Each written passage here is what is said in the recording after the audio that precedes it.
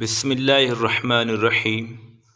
تنگ دستی کا آ جانا بہت جلد دولت مند بننے کی علامت ہے۔ رات کے وقت آندھی کا آنا مصیبت آنے کی علامت ہے۔ خواب میں اپنی موت دیکھنا عمر لمبی ہونے کی علامت ہے۔ بدن پر چوٹ کا آنا گناہوں کے کم ہو جانے کی نشانی ہے۔ طویل بخار کا ہو جانا اللہ کی راضی ہونے کی علامت ہے۔ سائل کا آپ کے پاس چل کر آنا اللہ کی راضی ہونے کی نشانی ہے۔ دھوکہ ملنا رب کے طرف سے سیدھا راستہ ملنے کی نشانی ہے۔ گھر میں بلیوں کا آنا کاروبار میں برکت آنے کی نشانی ہے۔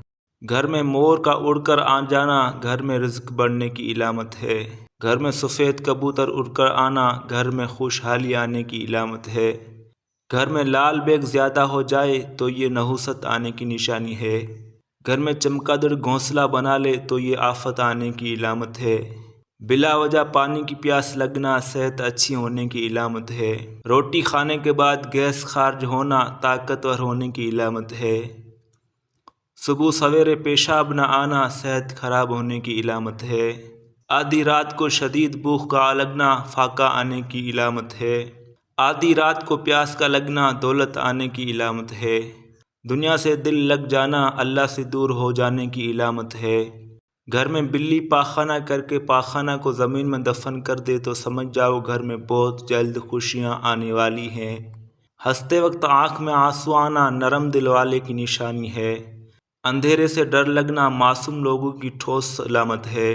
روٹی کھانے کے دوران چھینک کا آنا عمر لمبی ہونے کی نشانی ہے۔ کامیابی بازاروں میں نہیں بکتی بلکہ انسان اپنے عزم و حوصلے سے حاصل کرتا ہے۔ نئے دن کے ساتھ نئی طاقت اور نئے خیالات آتے ہیں۔ منزلیں سپاہیوں کا استقبال کرتی ہیں۔ بزدلوں کو راستے کا خوف مار دیتا ہے۔ زندگی مسلسل جد و جہد کا نام ہے کیونکہ اللہ ہر پرندے کو رزق دیتا ہے مگر اس کے گھونسلے میں نہیں ڈالتا۔ محنت کرنے والا اللہ کا دوست ہے۔ بہترین لقمہ وہی ہے جو اپنے محنت سے حاصل کیا ہو۔